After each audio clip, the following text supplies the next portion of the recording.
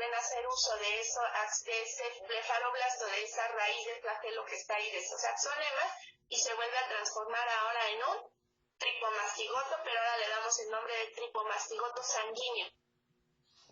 ¿Sí? Y eso sucede en el humano y en los animales vertebrados. ¿Ok? Eso es lo que veríamos. ¿Sí? ¿Qué tipo de tejido es? Sangre. ¿Cierto? Y estas cosas se mueven día y noche. No paran. ¿Sí? Ok, ¿qué pasa si son fagocitados? ¿Se quedan así, con esa forma dentro de la célula? No. ¿Qué va a pasar ahí? Se convierten en amastigotes de nuevo. ¿Ok? Ok, entonces, ¿queda claro eso? Esto lo tienen así tal cual del manual. Está transcrito del manual tal cual. ¿Sí? Para que no lo copien, si quieren nada más remárquenlo en su manual para que no se entretengan mucho en, ay, tengo que escribir y al final de la clase queden todos desgastados de su manita y mentalmente. Lo que quiero es que pongan atención. Esto viene en el manual tal cual.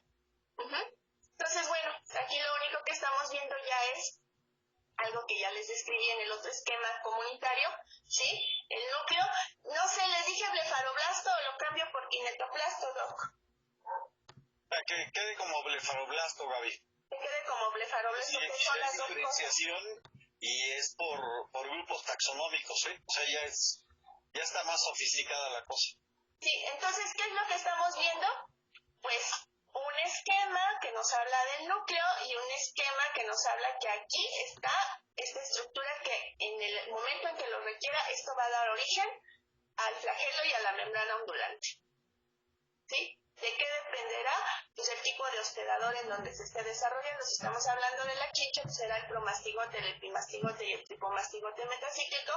Y si esto se está sucediendo en un humano, pues estos se van a transformar en tripomastigotos sanguíneos. ¿Qué estamos viendo en esta foto? Estamos viendo células parasitadas. Ajá.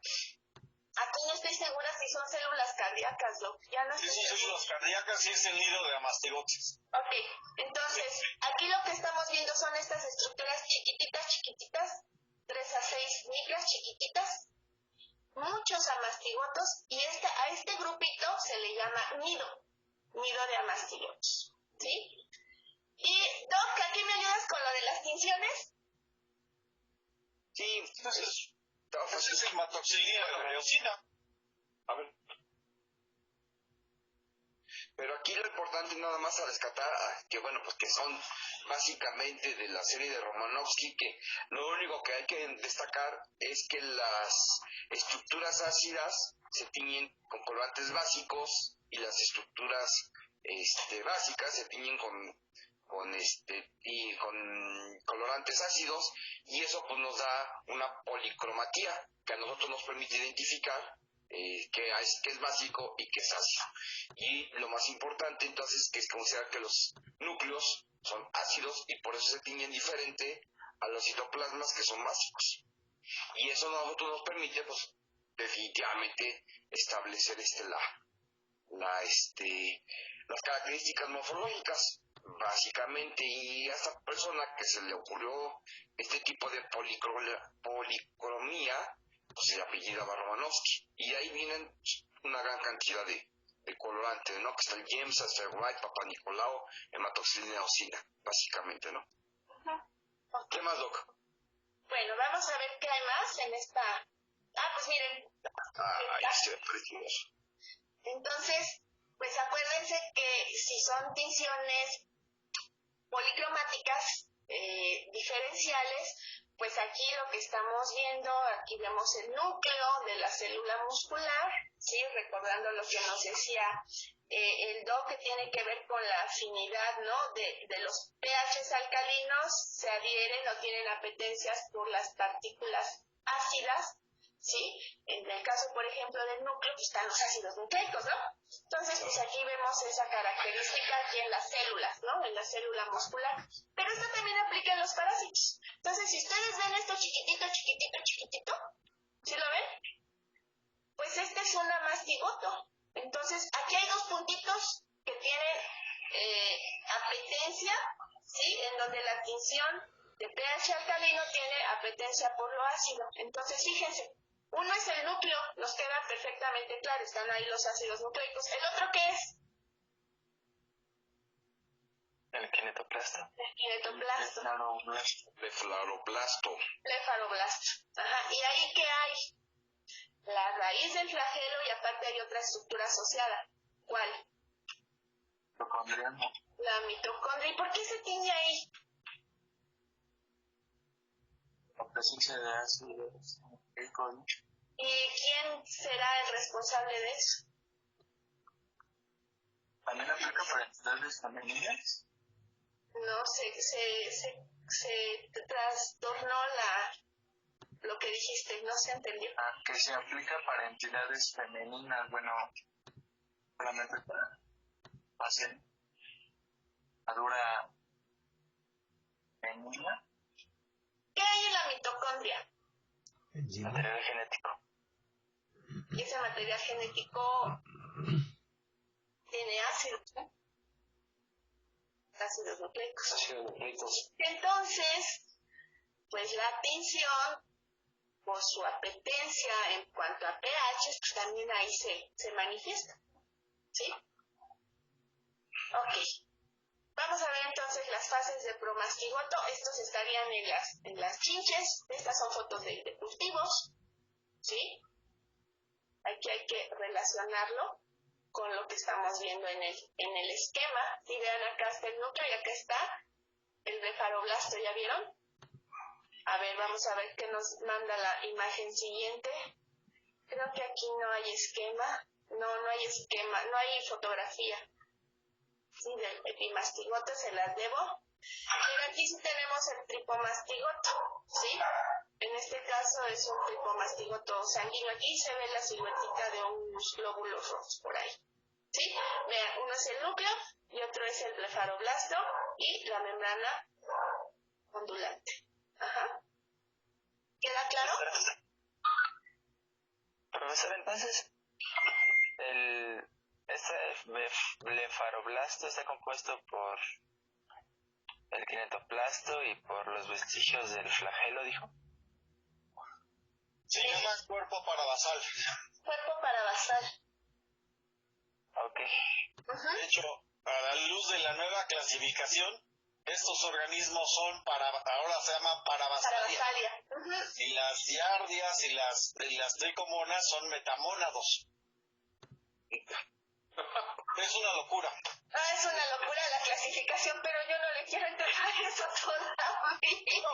Mientras digamos que estamos en la clasificación de Whittaker, pues más que suficiente, ¿no? Sí, además es un área donde todavía me siento muy insegura como para atreverme a hablar de eso. Es algo que todavía no logro entenderlo, se me hace muy complejo, ¿no? Pero bueno, algún día lo dominaré como para atreverme a enseñarse a los muchachos. Algún día, lo prometo. No me atrevo aún, ¿no?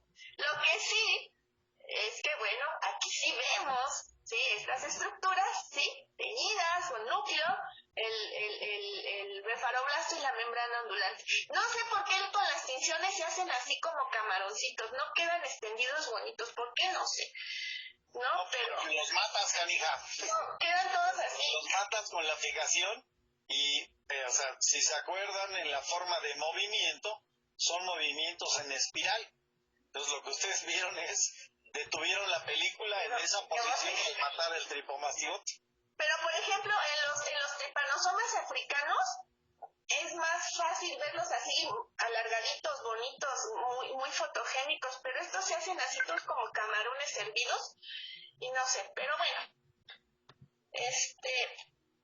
¿cómo haríamos el diagnóstico de estos parásitos? Déjenme decirles que esta es una enfermedad importante que requiere que en los humanos que son sospechosos de esta enfermedad al menos salgan positivos, ¿sí? En dos técnicas de diagnóstico para poder dar como positivo a un paciente, en el entendido que el tratamiento de esta enfermedad es un tratamiento agresivo y tóxico, por lo tanto no nos podemos dar el lujo, ¿sí?, de que hay, pues, es sospechoso, pues hacerlo como diagnóstico terapéutico, como lo aplicábamos y comentábamos en otras enfermedades. Pues dale medicamentos, pega, pues ya la hicimos. No, aquí no se puede hacer eso. Sí, son medicamentos muy tóxicos que inclusive si no lo requieres, el mismo medicamento puede matar al paciente. Entonces, pues ahí sí nos tenemos que ir con mucho cuidado. Entonces, el diagnóstico puede ser muy sencillo, ¿sí? El diagnóstico puede ser tan sencillo como agarrar una gota de sangre fresca y revisarla al microscopio como la vimos en el video. Pero eso solamente sucede en las etapas iniciales de la enfermedad, durante las primeras 4 a 6 semanas de iniciada la enfermedad. Ahí sí podría ser la forma más simple. Sin embargo, también se pueden hacer ya los frotis ya teñidos, ¿sí? Ya un frotis, una extensión de un frotis teñido con Gemsa o con Wright, ¿sí? Para ver lo que vimos en estas imágenes.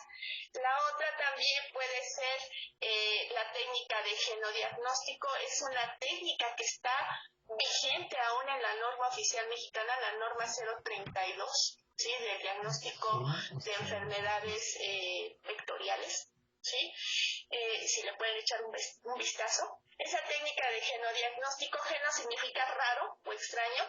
Esa técnica habla, ¿sí?, de tener chinches de laboratorio creados en estufas entomológicas que rutinariamente se alimentan de la sangre de ratones, ¿sí?, de ratones de laboratorio, que les permite mantenerse en buenas condiciones. ¿Para qué?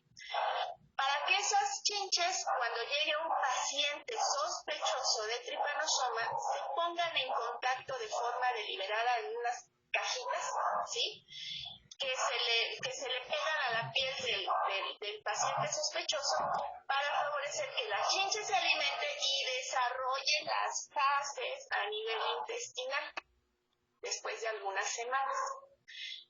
Aquí hay dos cuestiones. Una, se puede trabajar, ¿sí? Si sabemos que las fases del tripomastigoto son eliminadas en las heces de las chinches, pues podemos revisar las heces de las chinches, ¿no? Y la otra es que esas chinches se vuelvan a alimentar ahora de ratones, ¿sí? Y entonces hacer las pruebas en los ratones en vez de hacerlas en el paciente humano, de una manera indirecta. ¿Sí? Bueno, ¿qué pruebas se pueden hacer? Las pruebas que se pueden hacer son inmunofluorescencia, ¿sí? Fijación de complemento ya no se hace en muchos lados, ha caído en desuso, pero lo que se hace es ELISA y Western blot, ¿sí? Entonces, al menos con 2 de estas pruebas, ELISA con inmunofluorescencia, por ejemplo, o ELISA con genodiagnóstico, debe haber 2 pruebas en donde el paciente debe dar como resultado positivo, ¿sí? Para poder definir si es positivo. A veces estas pruebas determinan que no son no concluyentes y entonces se opta por una tercera prueba, ¿sí? En el entendido de que el tratamiento es tóxico, ¿sí? No sé si me quieran ayudar aquí, algo que me haya faltado.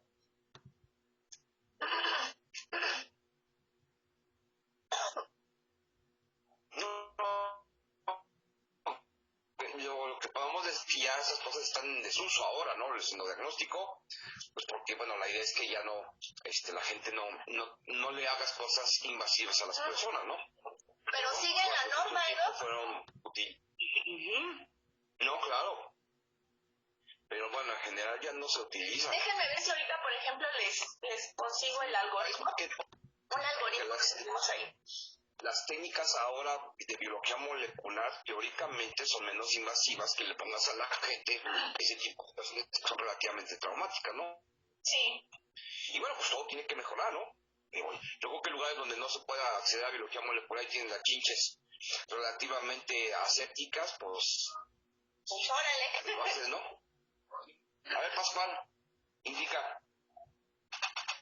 Bueno, como estaban diciendo ahorita, este tipo de pruebas como es la ELISA se hace cuando van a transfusión sanguínea. Está normado. El tamiz de control. El tamiz de control porque es VIH, treponémicas, exactamente, leishmaniasis y trepanosomiasis son los que están dentro del Plasmodium, ¿no? ¿No está ahí? Plasmodium. Efectivamente son las pruebas que se hacen para cuando los paquetes antes de ser transfundidos, antes de hacer las pruebas de tipaje y cruzado, es lo que te hacen.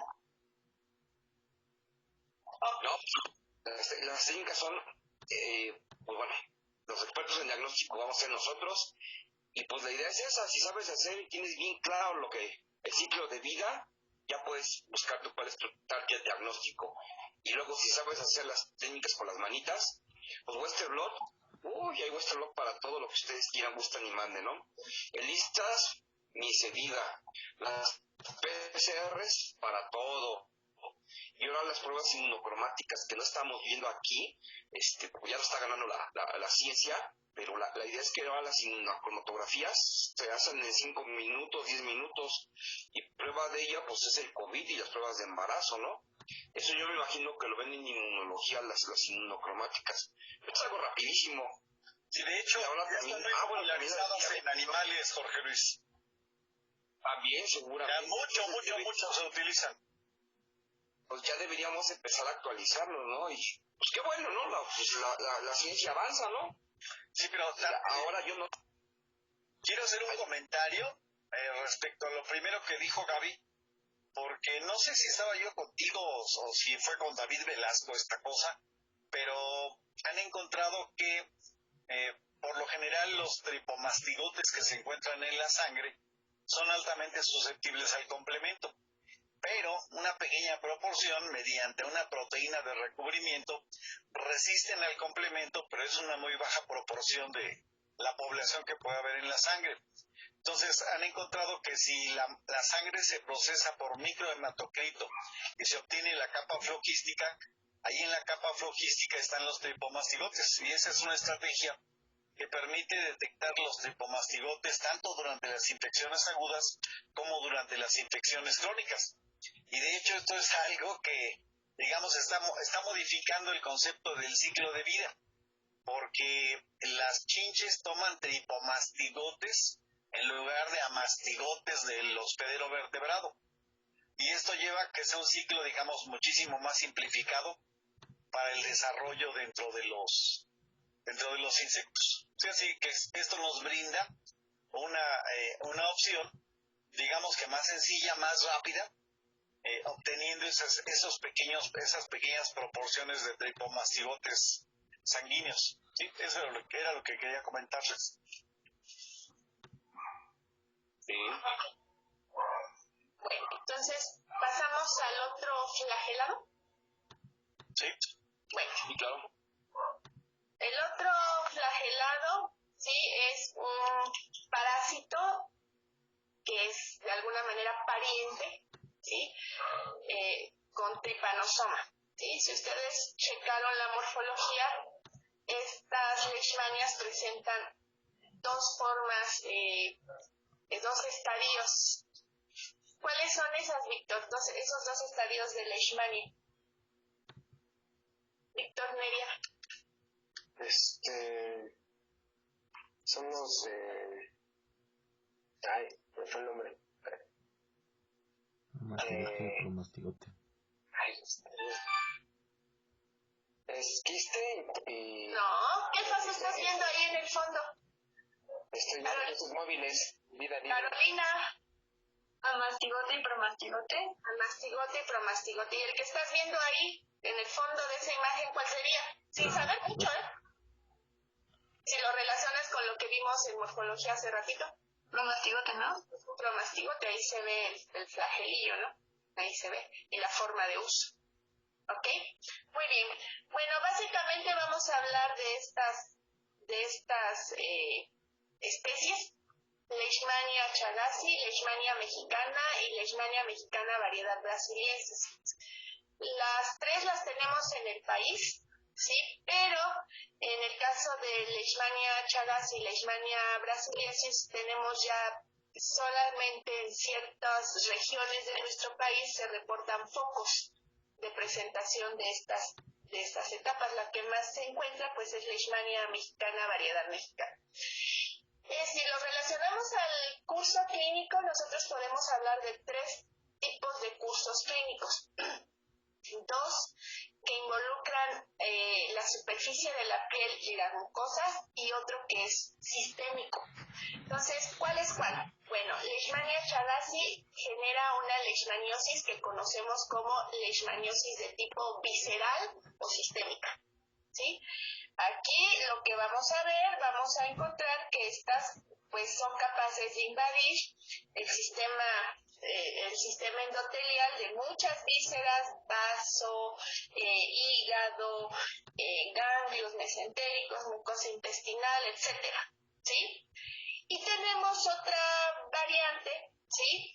En donde las leishmanias mexicana generan lesiones que forman úlceras en la piel. Y otra más, que es la Leishmania mexicana variedad brasiliensis, que genera lesiones de destrucción que destruyen el tejido en zonas muy específicas, que es la unión de piel con mucosas, siendo especialmente importante la mucosa nasal y la mucosa oral. ¿De acuerdo? Entonces hay 3 tipos, ¿sí? Leishmania visceral, leishmaniosis visceral, leishmaniosis cutánea y leishmaniosis mucocutánea. ¿De acuerdo? Ok. Los hospederos, otra vez, vamos a ver una gran gama de hospederos involucrados, ¿sí?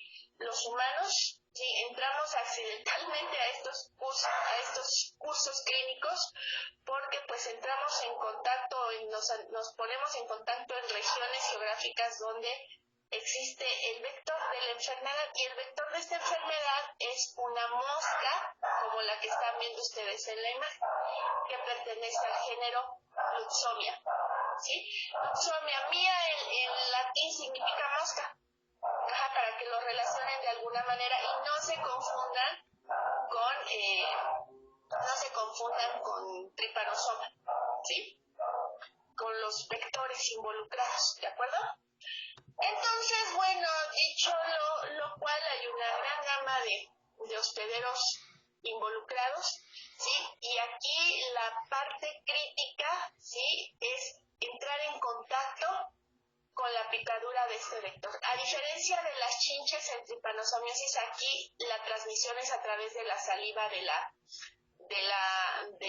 Luxomia, ¿sí? La saliva está parasitada con estas fases que son los promastigotos, que viven en las glándulas salivales de las Luxomias, ¿sí? Entonces el mecanismo de transmisión es totalmente diferente.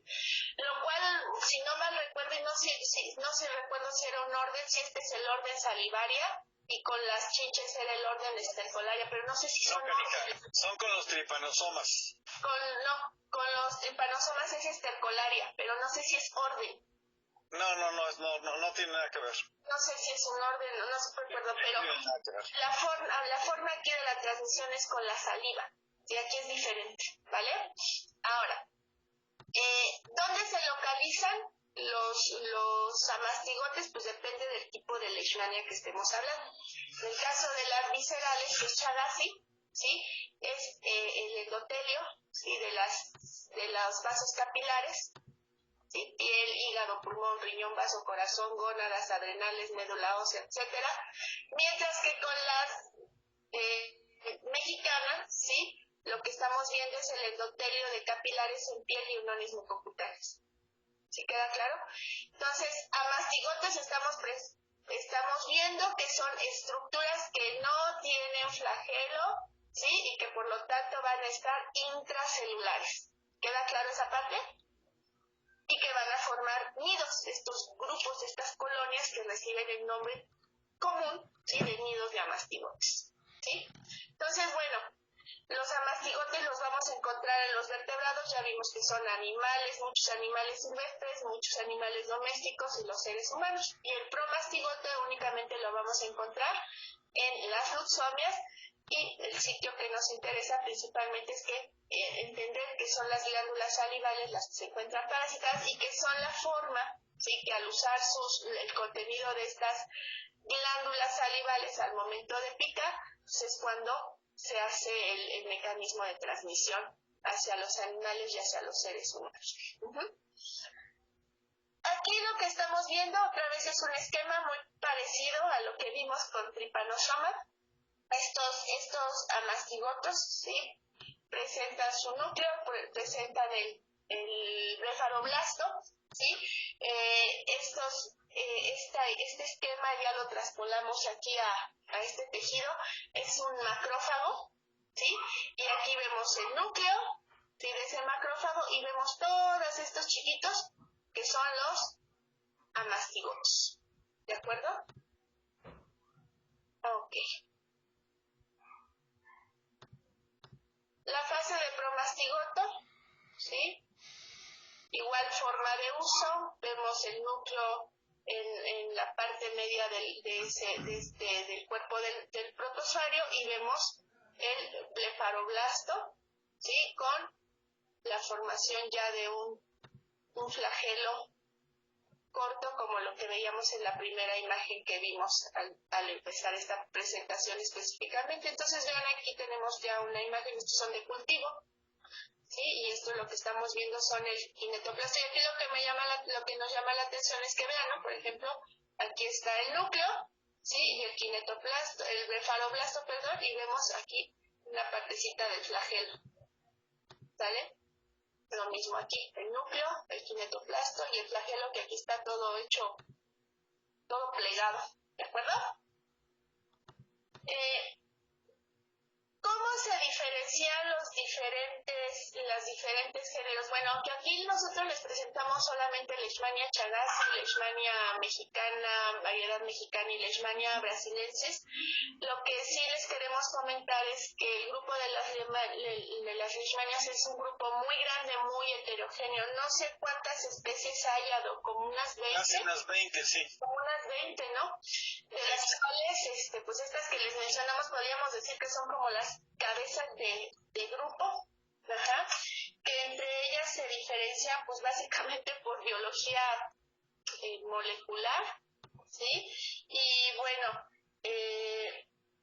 esto es importante, el diagnóstico relacionado también con las lesiones, sobre todo en el caso de las leishmaniosis cutáneas y mucocutáneas. Lo que estamos viendo del lado izquierdo, ¿sí?, es una lesión de tipo ulceroso, ¿sí?, que es típica, ¿sí?, de los cuadros de leishmaniosis cutánea, ¿sí? Estos pueden ser también en otras partes del cuerpo, dependiendo los sitios donde la luxomia pueda acceder a picar. Es una enfermedad que, aunque no es de notificación obligatoria, ¿sí?, la gente a veces tiende en muchas zonas curarse solita, ¿sí? Se ponen cataplasmas, se ponen menjurje y medio, y a veces pues esto implica que haya un subregistro de la enfermedad, que no esté totalmente registrada, como están los casos de leishmaniosis en nuestro país, ¿sí? Porque la gente a veces ya ni asiste al médico, y hay gente, poblaciones en ciertas regiones del país, que les aparecen estas lesiones y se curan solitos ya, ¿sí?, producto de procesos evolutivos de adaptación a su entorno, y se curan ya de manera espontánea también. ¿Qué otra cosa, Doc, me falta aquí? Bueno, pues la foto que mostrabas de los brazos era de una reacción de Montenegro. Sí, En cierto. este caso, está movida la flecha, la reacción está en esta zona. Está acá, ¿no? Sí. Está aquí. Sí. Está aquí. ¿Qué es la reacción de Montenegro? Es una prueba basada en una respuesta de hipersensibilidad tipo 4. Sí. Es un macerado de promastigotos que se inoculan en esta zona y se espera una respuesta siempre y cuando ese paciente pues tenga anticuerpos que permitan detectar que algo que ya conocía ha sido inoculado en esta zona. ¿Sí? Y no sé si se mide, Doc, se mide con un... De hecho, más bien se trata de una respuesta de tipo celular. Ajá. Es mediada por linfocitos y causa inflamación. O sea, no hay tanta participación de anticuerpos. Pero sí, o sea, hay una referencia, en este caso, que se puede medir y que corresponde a la positividad de la prueba. Entonces, pues de lo que se sabe y se calcula que se reportan como en México como 3,000 casos al año de lo que se tiene registrado. Sí, las formas de diferenciar las leishmanias, les digo, es con pruebas de biología molecular donde se busca las diferencias en el genoma, básicamente. Y bueno, de los diagnósticos que hay, ¿sí? Está las intradermoreacciones, que es esta prueba de reacción de Montenegro, ¿sí? Las pruebas de ELISA, pero aquí deben de estar con mayúscula porque son siglas, ¿sí? Y las pruebas de inmunofluorescencia, y de PCR, ¿ok? Y bueno, esta misma intradermoreacción, sí, que ustedes vieron en el bracito, es lo que se hace acá en la nariz de este hámster, ¿sí? Es lo mismo que vieron acá, pero en la naricita de este hámster, en esta reacción. ¿Qué más me falta aquí, Doc? Ay, Dios, esta es la última. Está completo, sí. Ajá. Bueno, lo que se puede agregar ahí, que lo vamos a ver en teoría, tanto la leishmaniosis como la enfermedad de Chagas son enfermedades subdiagnosticadas, ya lo comentó Gabriela, no hay un registro correcto. De hecho, se sabe que el sector salud, a través de varios investigadores, ha realizado estudios epidemiológicos que han caracterizado zonas muy específicas del país en las que están identificadas también hasta las personas que están infectadas.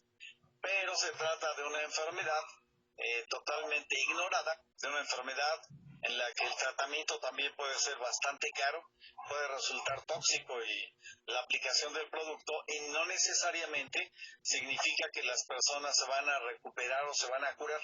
Entonces aquí tenemos un gran problema, porque es una enfermedad que sí puede estar muy conectada con la pobreza, con la marginación de la gente, y por esto se considera como una enfermedad ignorada o olvidada de los pobres.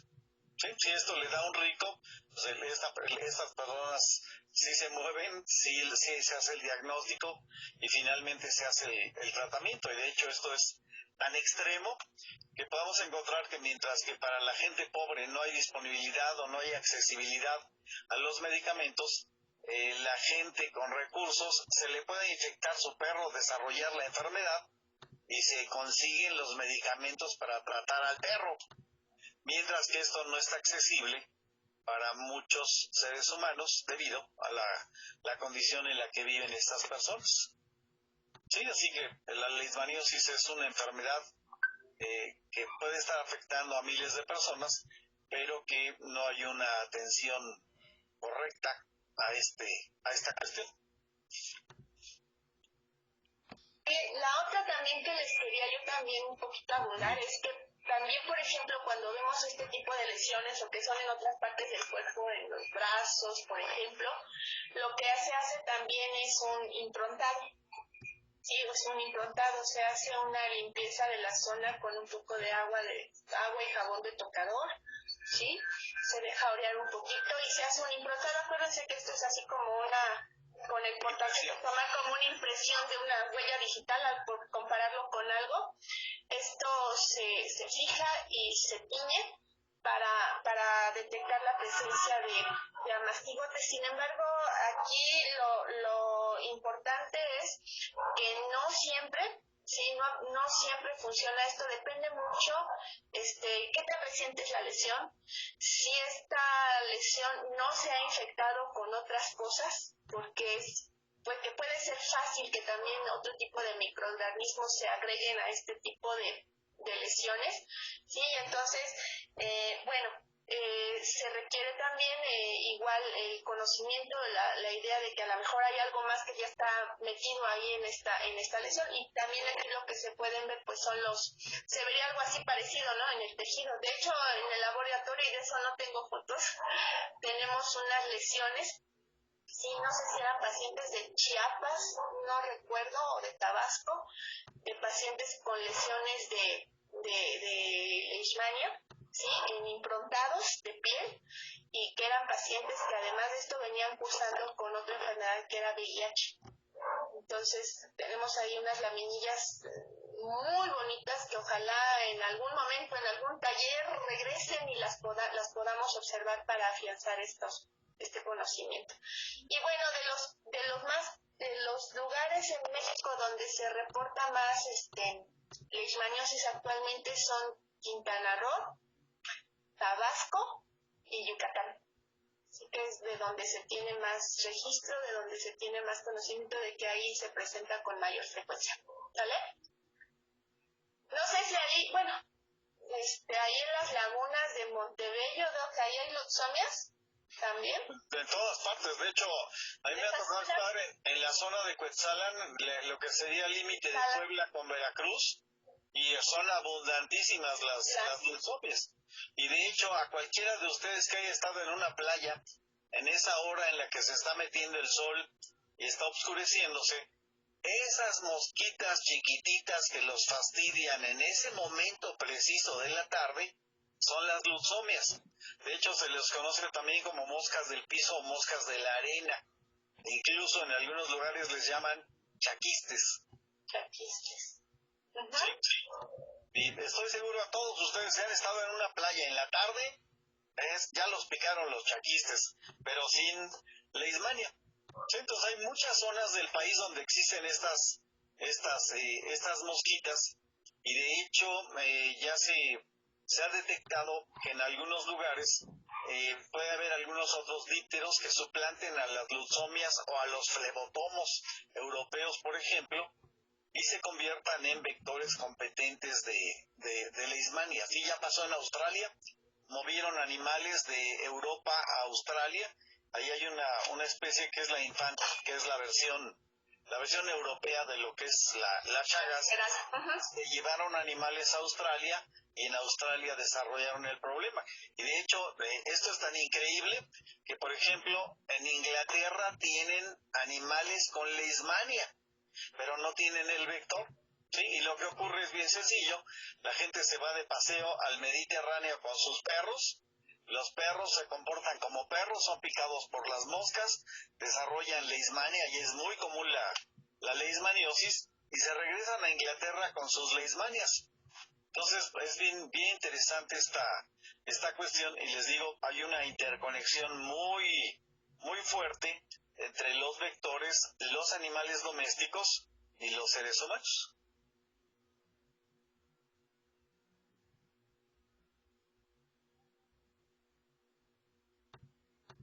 Tienes cerrado tu micrófono, Gabriela. No sé si hay alguna duda al respecto de estos temas que revisamos. Profesora. Sí. ¿Podría regresar a su presentación donde tiene la lesión de la oreja? Sí. Doc, si me ayudas con el internet a buscar otras lesiones, porque como que esta se me hace muy... ¿Quieres una galería del terror, Gabriela? O del Atlas. No, en el Atlas nada más vienen los parásitos. No sé si ya se falta. Puedo sacar la presentación de leishmania, debe tener unas 35 fotos de lesiones. Sí, pues aquí sí, se puede, Doc. Sí. Bueno, quería hacer un comentario sobre esta lesión. ¿Ya se está viendo? No sé.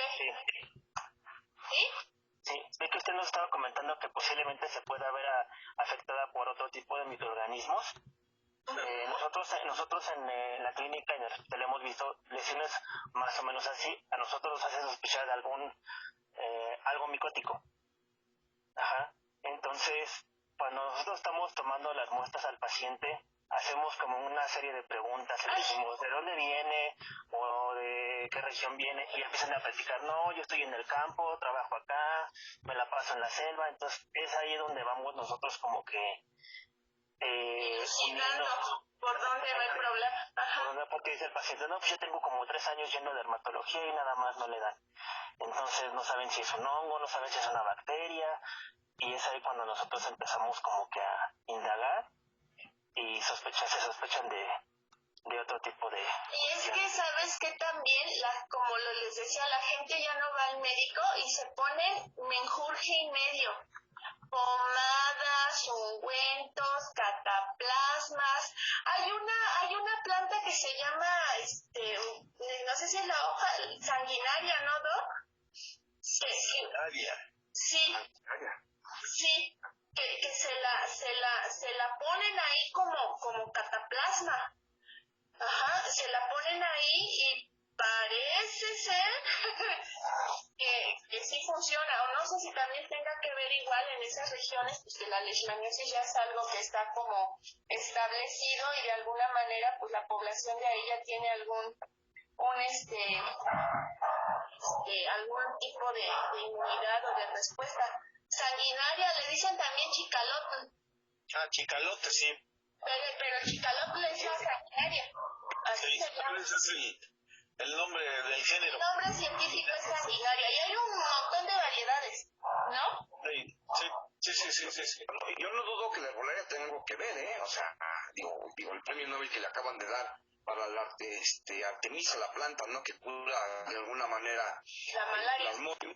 O sea, no me queda ninguna duda que pudiera haber plantas que de alguna manera inhiban el crecimiento inmediato de la leishmania, ¿no? Y es Pues sabiduría. Es un conocimiento totalmente tradicional, pues milenario, ¿no? Y bueno, pues, ahora sí que los licenciados en bioquímica diagnóstica presentes no nos dejarán mentir, ¿no? Muchas de las plantas se utilizan para extraer principios activos y ahí van los siguientes drogas para cualquier otro tipo de cosa, ¿no? Sí, Entonces, lo que sé de que han estudiado dice que esa planta, la chicalote, inhibe unas fosfatasas ácidas que son muy importantes en las leishmanias. Entonces, ahí parece que por ahí las fosfatasas del parásito por ahí inhiben, por ahí se ve que está la explicación. Pero eso la gente pues, lo tradicional no lo conoce, eso ya es estudios más. Pero la gente ahí en ciertas regiones ponen ahí sus emplastes ahí de sanguinarios. Ajá. No, lo que hace falta es gente que se dedica a hacer el estudio de todo lo que dice la gente de herbolaria, ¿no? Y seguramente va a haber cosas ciertas. O sea, hay una sola planta, pues ¿cuántos principios activos salen? Chorro mil. No te alcanza la vida. Con que tú te dedicas a una planta, con eso no es que es suficiente. Para que le encuentres todo lo que pueda tener, ¿no? Pues bueno, creo que quedó muy clara otra área de oportunidad para los nuevos chicos de las nuevas generaciones, ¿no? Agárrense una planta, háganlo bien y estudien, ¿no? Estudien todas las propiedades que pueden tener las plantas. ¿Quieren ver la galería del terror? Sí. Una vez ya estábamos en eso. Estamos en carrera.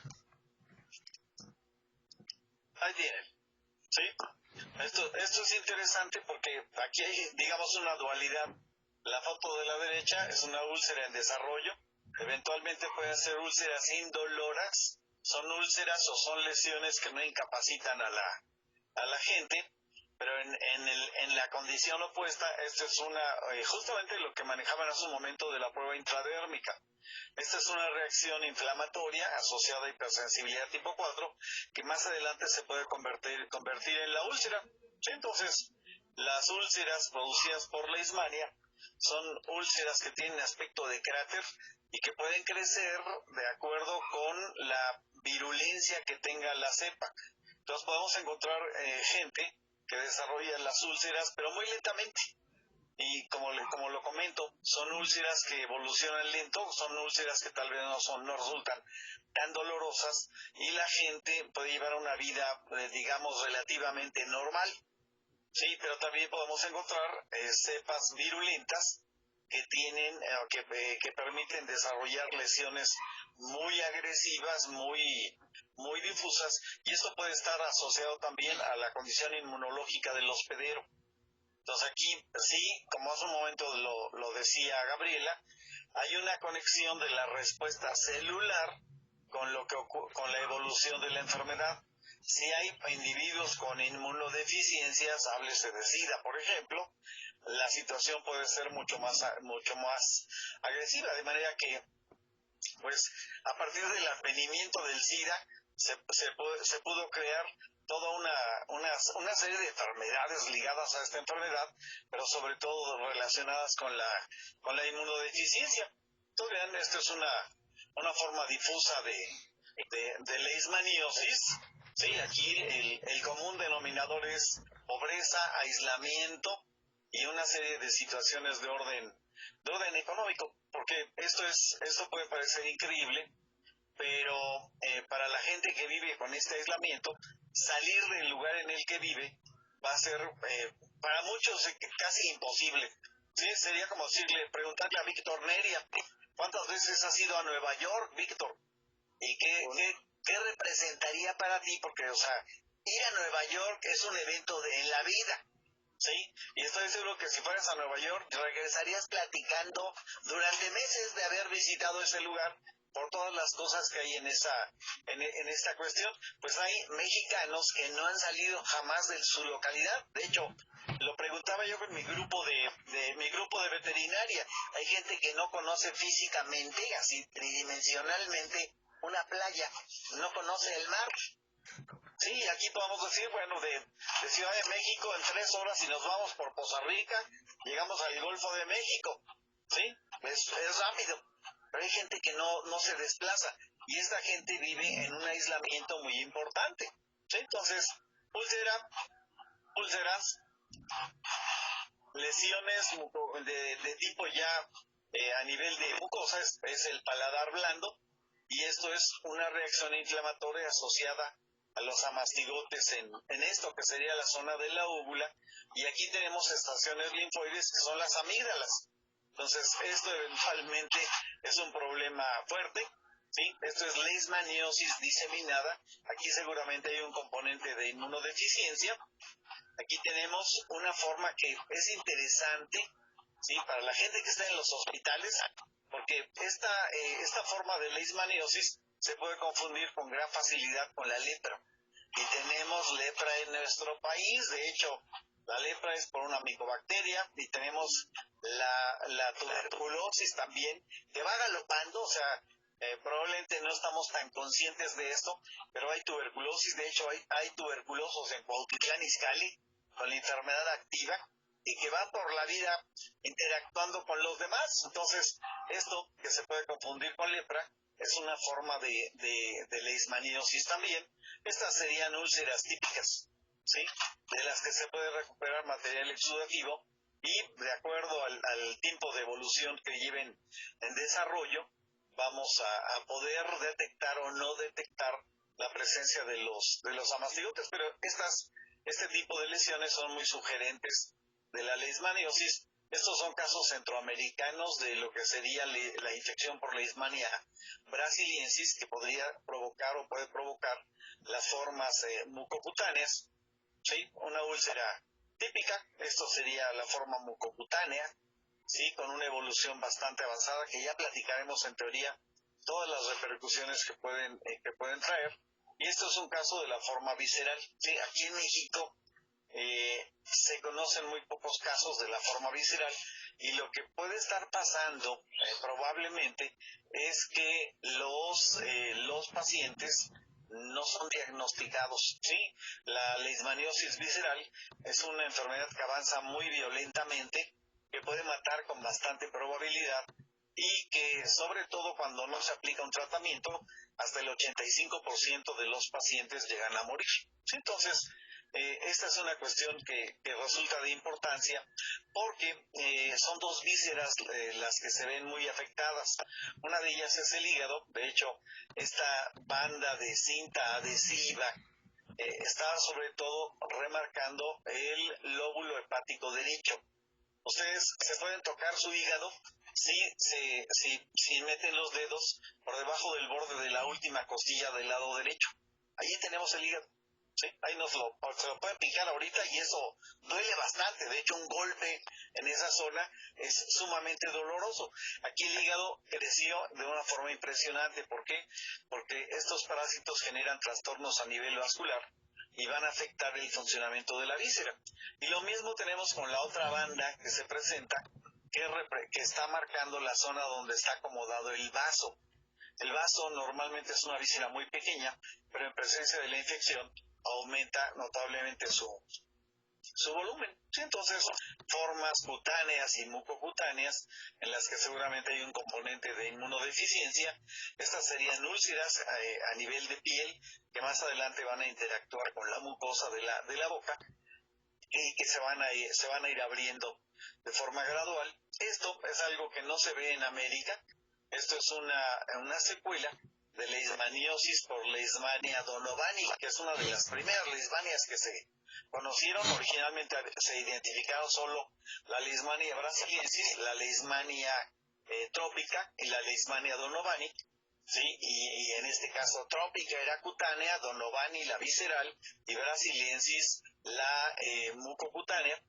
En el caso de esta persona, es una persona con leishmaniosis visceral a la que se le dio tratamiento, no respondió al tratamiento y esta imagen la podemos definir como la venganza de las leishmanias. ¿Sí? Aquí, ¿qué es lo que pasó? Se reactivó la infección y ahora va a provocar problemas a nivel facial.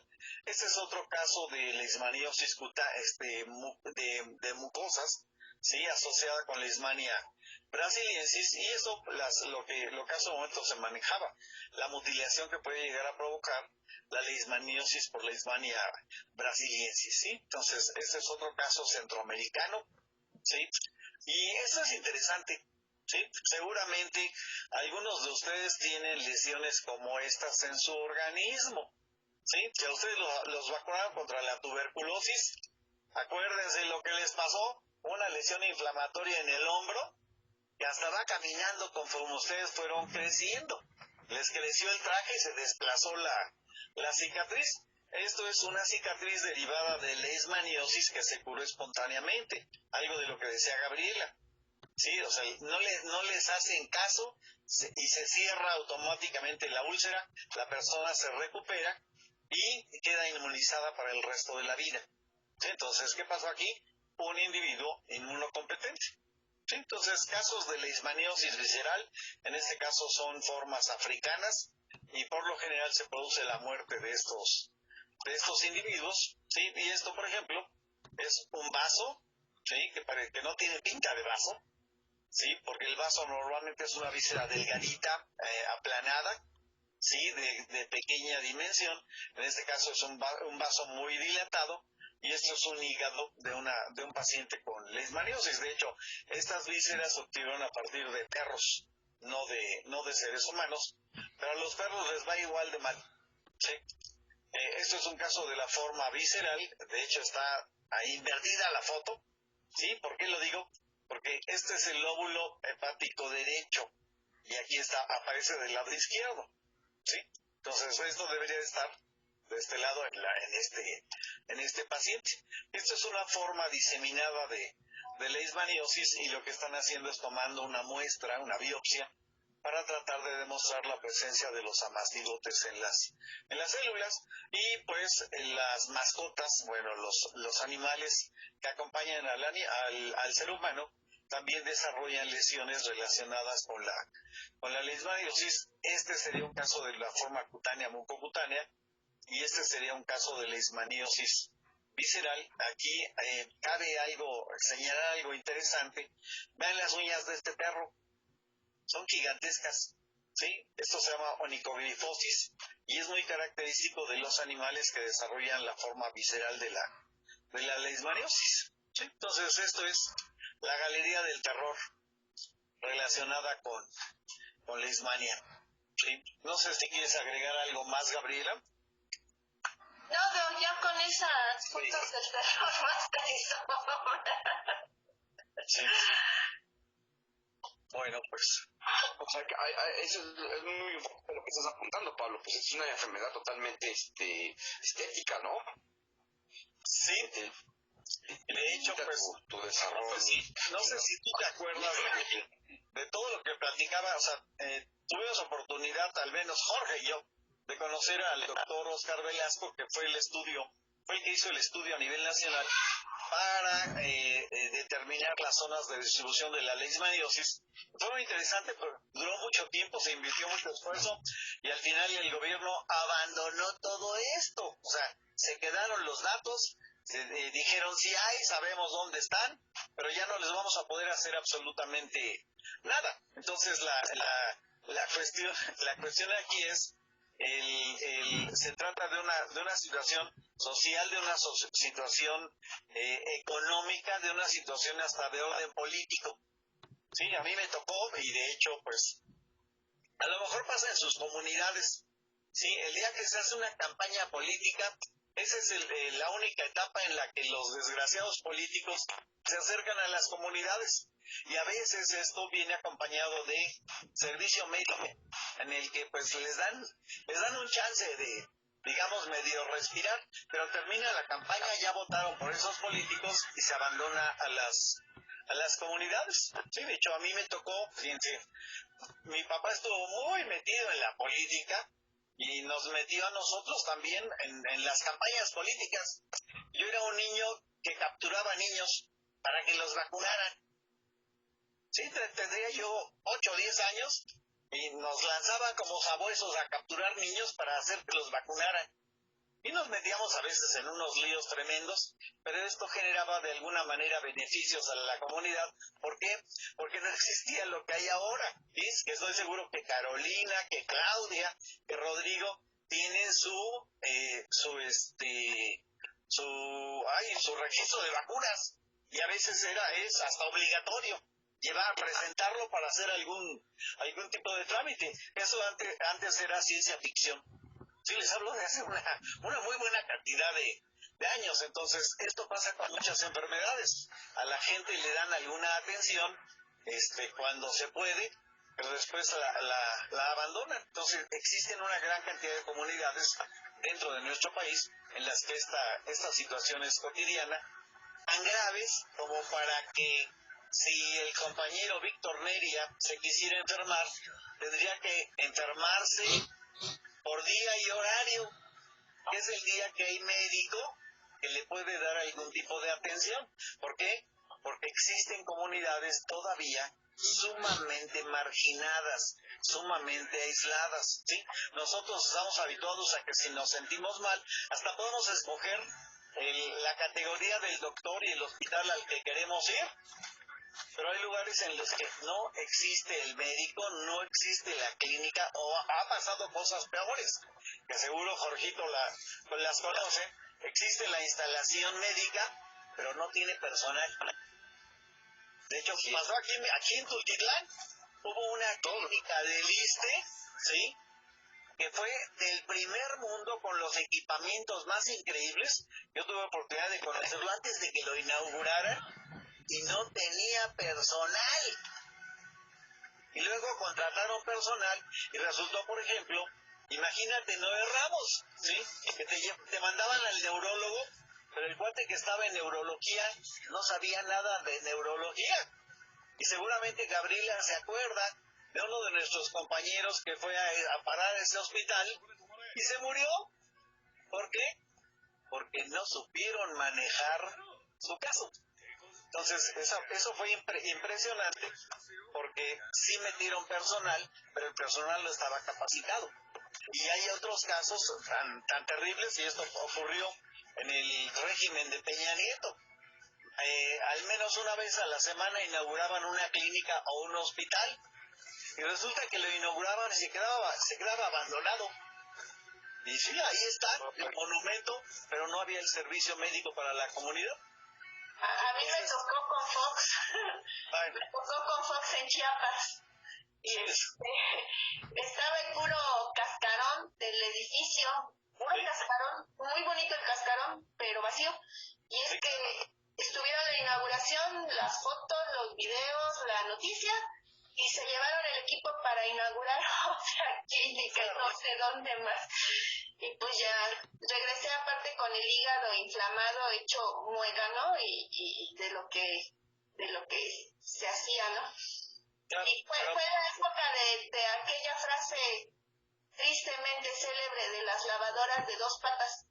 Fue en ese tiempo fue más o menos por ahí que andaba inaugurando a diestra y siniestra. Y pues bueno, a mí me tocó ver eso, verlo, nada que me lo contaran, verlo. sí.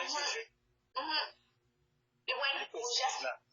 Las estrategias políticas, sí, y aquí reflejadas con un montón de enfermedades. O sea, leishmania, tripanosoma es un ejemplo, pero hay muchísimas enfermedades que están en las que la gente está en el total abandono por toda una serie de situaciones. Okay. Pues ya son las 10, Doc. Sí.